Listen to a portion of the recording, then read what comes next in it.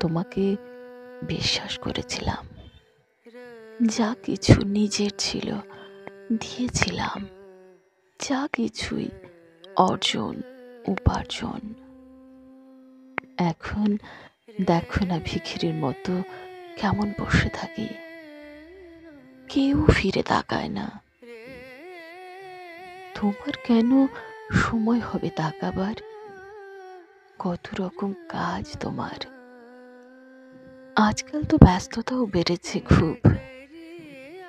সেদিন দেখলাম সেই ভালোবাসাগুলো কাকে যেন দিতে খুব ব্যস্ত তুমি, যেগুলো তোমাকে আমি দিয়েছিলাম।